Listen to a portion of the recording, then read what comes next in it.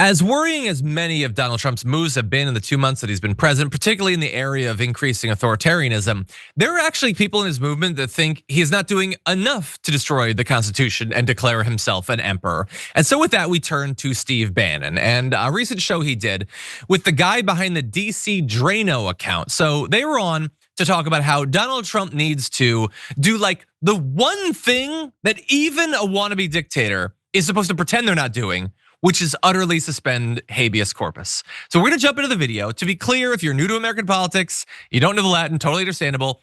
Habeas corpus is the legal principle that protects a person from being held in jail or detention without being given a valid reason and without being formally charged. It's like a bare minimum that we are not living in a monarchy. And they wanna be done with that. Take a look. What do you do when your own intelligence apparatus around the president is trying to undercut him so he has no standing in the court when he does exactly what you say he has to do, which is suspend habeas corpus and start rolling him out of here, brother? Well, is that the same deep state that indicted him 4 times? We don't care what they say. When I say suspend the writ, not only is this a constitutional power in Article 1, Section 9, but we're not even suspending it for American citizens, okay? There's none of that. These are illegal aliens. They do not have a right to be here. They get deported. If the courts want to stop us, we go around the courts by using constitutional authority to do so. And the president who used this the most is the Democrats' favorite president of all time, FDR. Okay, FDR used it, Abraham Lincoln used it, and Ulysses S. Grant used it. And you know what? They're all their faces are on our money, okay? They ended up being pretty good looking in historical hindsight. And Trump has the chance to do that. We have to normalize this. Very smoothly delivered at the end there. But he's got a lot on his mind with his desire to utterly replace our constitutional republic with a fascistic state. So the Constitution is fairly clear about habeas corpus. I know that the Constitution is super long and you can't take time out to actually read it before you advocate for it to be set on fire, but maybe he could take a couple minutes. I would point him towards Article 1, Section 9, Clause 2. It says the privilege of the writ of habeas corpus shall not be suspended unless when in cases of rebellion or invasion, the public safety may require it. And there's one word there that they will use 100% intentionally dishonestly to be like, oh yeah, no, okay, cool, we can be done with the Constitution.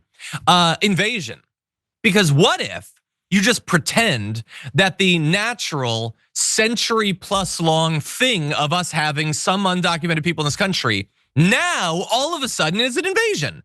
I mean, I know that it's not, but what if we pretended that it was? Could we then not have a constitution? Could we then not get rid of your, not have any rights? And so that's the dishonest thing they're doing. And look at what he does. So he seems to understand on some level that like calling for the destruction of this goes against everything every conservative has ever said.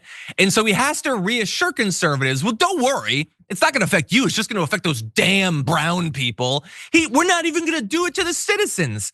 But you dumb donkey, do you not get that Trump is already ahead of you on that?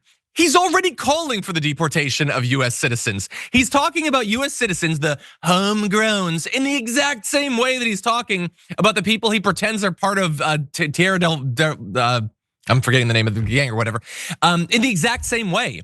You're behind on the fascist narrative in this particular case. And so, look, Steve Bannon isn't the one in that video who's calling for it, although he did set the stage, implying that if there's people in the intelligence agencies that are leaking, then I guess we don't have a constitution or whatever. And if the courts ever disagree with you, then I guess we don't have to have a constitution.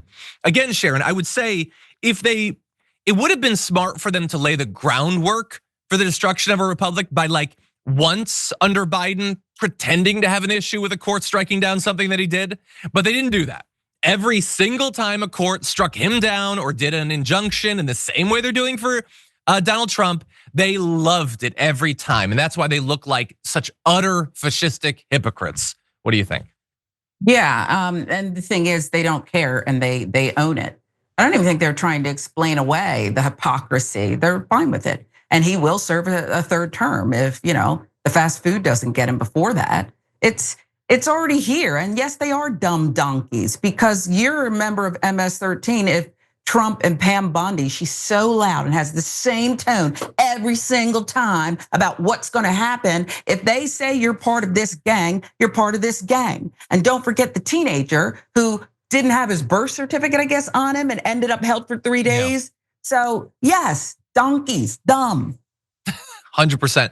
And by the way, we're not gonna go into all of this, but you go on Twitter, all of these guys, and they're basically all guys, are tripping over themselves to talk about how the Supreme Court needs to be utterly disregarded. So Jesse Kelly's one example. They're all basically clones of each other.